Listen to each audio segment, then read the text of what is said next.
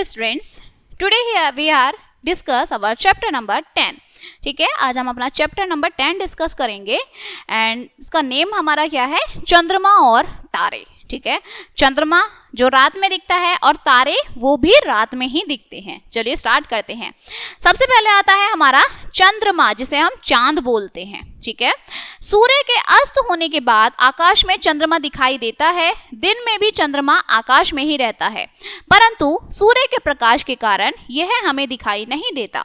यह आकाश में सुंदर गेंद जैसा दिखाई देता है। ठीक है, एक गेंद की तरह होता है चंद्रमा।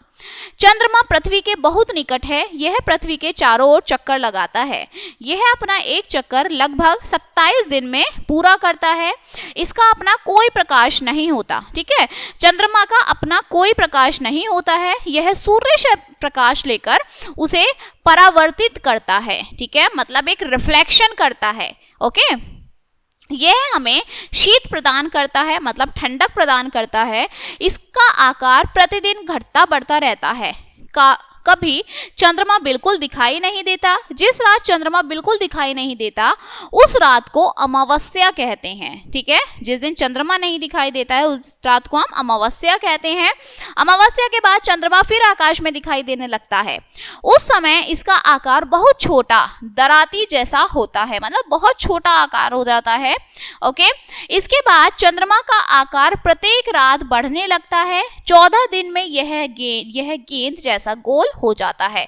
पहले ये घटता रहता है, फिर अमावस्या के बाद ये एक बॉल की तरह बढ़ता रहता है। गेंद जैसे गोल चंद्रमा को पूर्ण चंद्रमा कहते हैं। पूर्ण चंद्रमा की रात को क्या बोलते हैं? हम पूर्णिमा कहते हैं। चंद्रमा पृथ्वी से सबसे निकट का उपग्रह है, मतलब पृथ्वी के सबसे पास वाला जो सैटेलाइट है।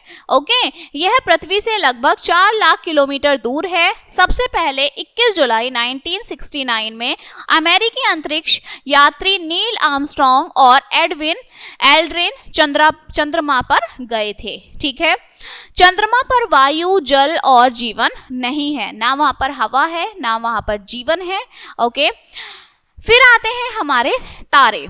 चंद्रमा के अतिरिक्त रात को आकाश में तारे भी दिखाई देते हैं। ठीक है, टिमटिमाते तारे आकाश में बहुत सुंदर दिखाई देते हैं।